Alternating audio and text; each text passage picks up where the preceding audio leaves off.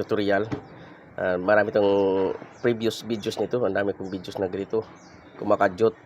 Yan, pinagbintangan pa yung gasolina niya na dahil nagkarga sa gasolina, kumadyot na. Pero hindi naman yun ang dahilan.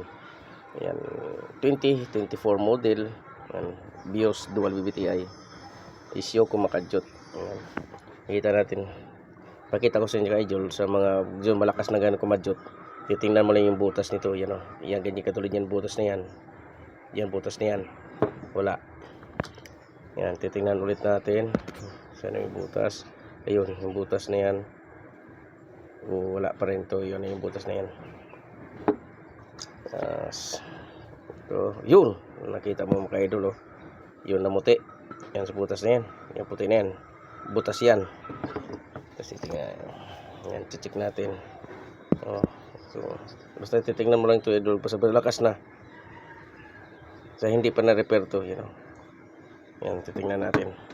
Ito ang nakita natin, bubuksan natin yan. Yan, nabuksan na natin mga ka-idol, kita mo yan. Yan. Yun, yan, butas. Tapos makikita mo dyan sa rubber.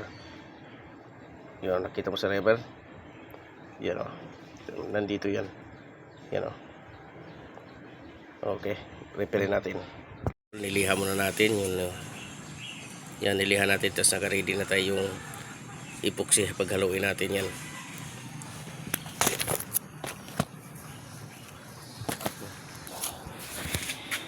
Yan mga ka-idol, nalagyan natin ng epoxy. Tapos yung mga coil natin, nilagyan natin ng rubber, silicone o bitagri.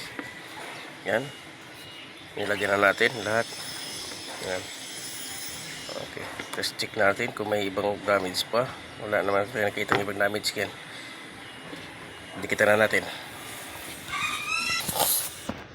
Yan, ito yung butas idol. Nilagyan natin yung palatandaan. Inikisan natin. Tapos ito repair na yun. Nasalpag na natin. Yan, okay na yan. Mamaya patigasin lang natin konti. Pero goods na yan.